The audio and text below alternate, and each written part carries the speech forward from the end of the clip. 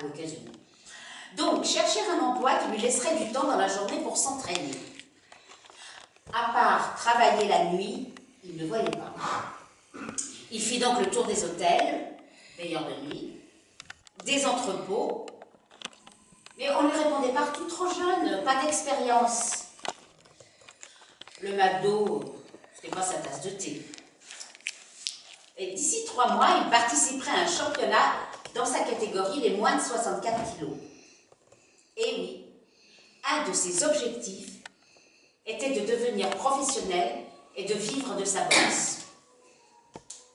Ce que sa mère ne voyait pas d'un très bon œil. « Je veux que tu aies un métier avant tout. La boxe n'est pas un métier, » lui disait-elle depuis plusieurs années. Mais elle était fière de lui. En allant à la bibliothèque, il prit un livre sur l'Égypte. En donnant sa carte, il fit près de l'accueil des annonces. Il parcourut les étiquettes et tomba sur « Recherchons étudiants, gardien de nuit, 20h-6h, musée de la ville, mois de juillet, repos dimanche lundi, se présenter de 10h à 17h à la mairie, avec carte d'identité et quittance du dernier loyer. » Il se munit des pièces demandées. Il avait déjà visité le musée avec son école. La secrétaire le reçut, lui expliqua ce qu'on attendait de lui. Il devait venir 30 minutes avant le début du service. On lui montra son vestiaire. Il reçut des badges d'entrée et pour les différents accès aux salles qu'il devrait surveiller, une torche. Et il devait aussi porter un uniforme. Il fit sa première nuit d'essai avec un gardien qui le pilota partout. Il était ébloui par tout ce qu'il voyait. Il prit les brochures pour se documenter dans chaque salle et écouta son mentor lui raconter des histoires à dormir debout. Lieux hantés, tableaux qui bougent, odeurs bizarres.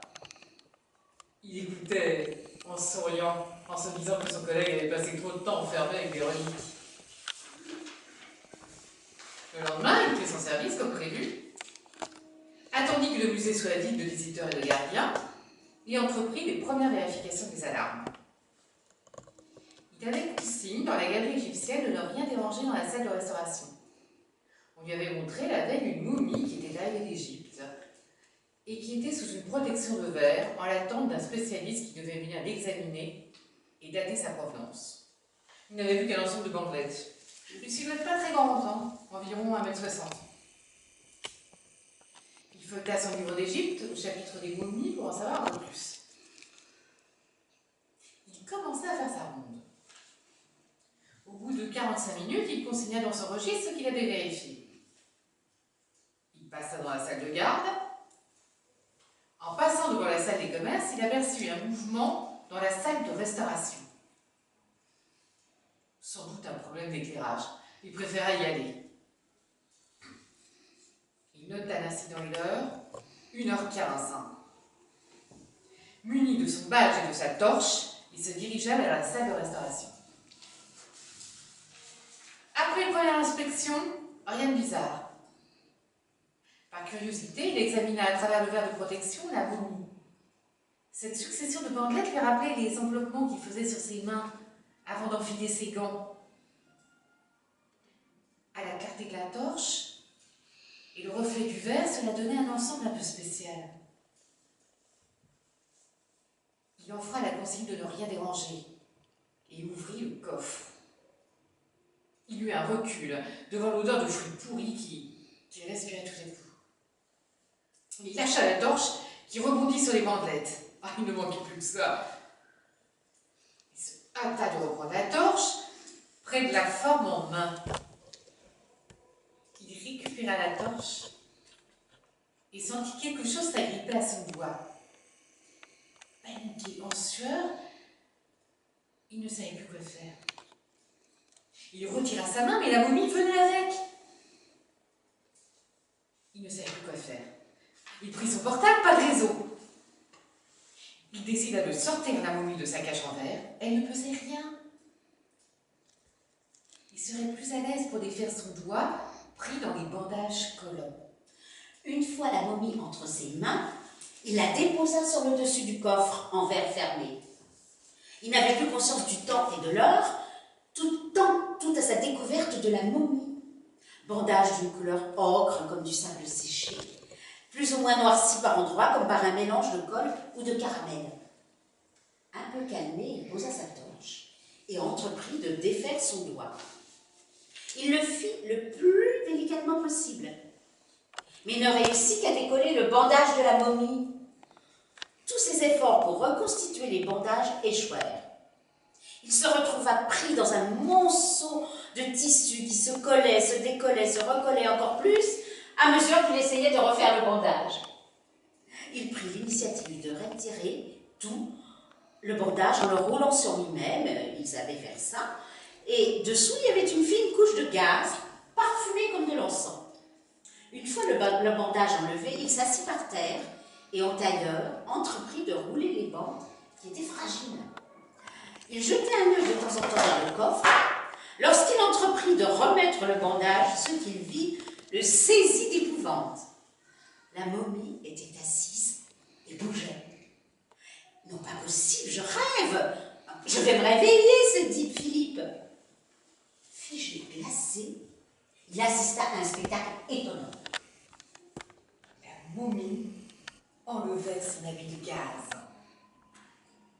De réflexe, il prit son téléphone et prit des photos. On ne le croira jamais sans preuve. Il assistait à une chose incroyable. Au fur et à mesure de la gaz ôtée, rien, pas d'os, pas de filament, rien, que le vide absolu. Il assistait à une scène de l'homme invisible. Dans ce musée, en pleine nuit. Lorsqu'il regarda sur le coffre, il vit qu'un amas de gaz marron foncé les uns sur les autres, formant une boule et un petit tas de sable ocre par terre, avec quelques grains en direction de la porte ouverte. Philippe se pinça, il ne savait plus quoi penser. Il sortit et fit le tour du musée sans rien trouver. Il inscrivit l'heure sur le registre, 2h15. Il s'était écoulé 1 heure à peine. Il se passa la tête sous l'eau froide, retourna dans la salle, espérant s'être assoupi d'y avoir rêvé. Non. Ce qu'il revit était bien la réalité. Une boule de gaz sur le coffre en verre et le bandage qui avait enroulé. Son téléphone. Il chercha les photos, mais il ne vit que le point de lumière de la torche. Sur les caméras d'enregistrement, même chose. Il erra dans les salles, et dans la salle d'Égypte, près du sarcophage de Toutankhamon, il remarqua quelques grains de sable. Impossible. Le musée était nettoyé tous les jours, tous les soirs. Il remarqua une légère ouverture en haut du sarcophage. Oui, tu fais bien maintenant. Il retourna dans la salle de la momie et sur une feuille de calepin prit quelques grains de sable. Il jouait aux experts. Il fit la même chose pour le sable près du sarcophage et se rendit dans le bureau de la secrétaire où il avait vu un microscope. Il examina les 2 éléments et vit qu'ils étaient semblables. Pas de doute, la momie se baladait dans le musée et flirtait avec le grand pharaon. Il eut une idée. Avec une bombe de couleur, il pourrait pister l'intrus. Il ouvrit le sarcophage et ne trouva que la momie du pharaon. Sa main ne trouva que les bandages bien ajustés. Il sentit comme une présence, un frôlement en direction de la sortie. Il ferma le sarcophage et en suivant les grains de sable, se retrouva dans la salle de restauration. Les bandes de gaz étaient en l'air et jouaient un ballet devant ses yeux. La momie se reconstituait devant lui, interdit, bouche bée. Il vit la main, puis un doigt lui faire signe, lui désigner le rouleau de bandage. Désorienté, hébété, il entreprit de rhabiller la momie sous ses ordres. Lorsque tout fut terminé, la momie s'allongea. Il la prit dans ses bras, ouvrit le coffre et la déposa le plus délicatement possible. Il ne pourrait le jurer, mais lorsque son visage frôla celui de la momie, il eut l'illusion qu'elle lui donnait un baiser léger, comme une aile de papillon. Il resta un instant dans la pénombre, la torche éteinte, pour rester imprégné de ce sentiment si étrange. Il retourna faire un tour de garde, enlever le sable qu'il trouva sur son chemin. Il le garderait sur lui, en souvenir de ce rêve étrange. Il retourna s'allonger, consigna dans le registre son tour, 3h15, nota dans son journal ce qu'il venait de vivre. Si c'était un rêve, demain, il n'y aurait rien dans ce journal. 6h.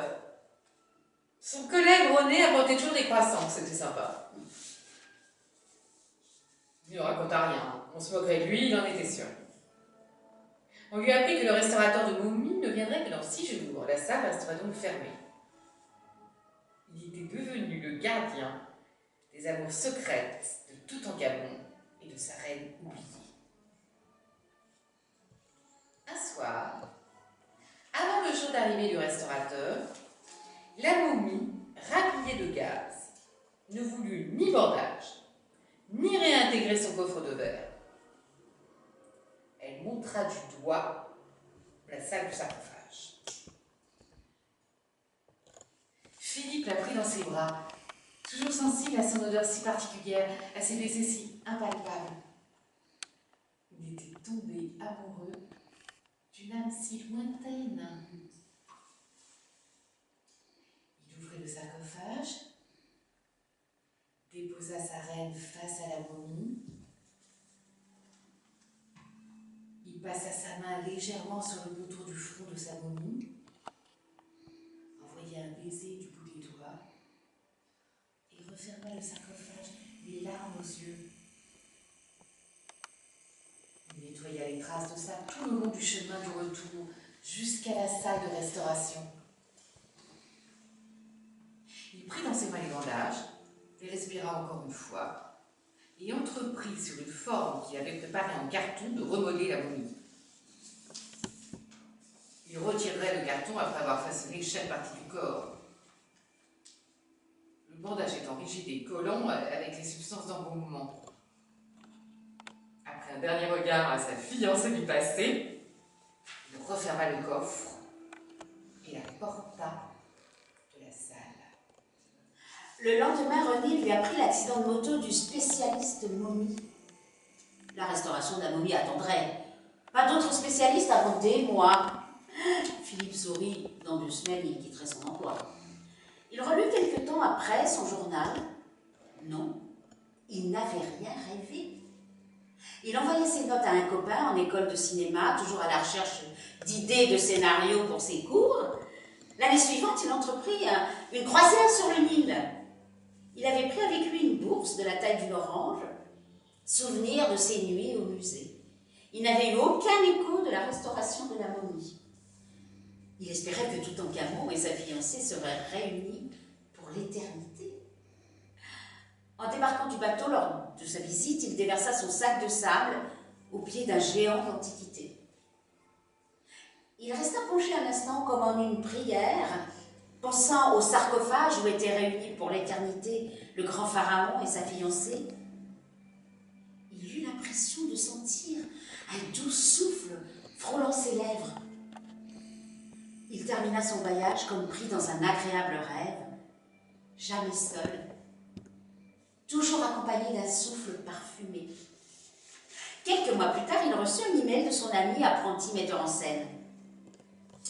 Projection entre amis de mon premier court-métrage, Ma nuit au musée, mardi 20h. Les aventures d'un jeune veilleur de nuit avec les tableaux et statues du musée qui prennent vie la nuit venue. Décidément, il s'en souviendrait de son boulot d'arrêté.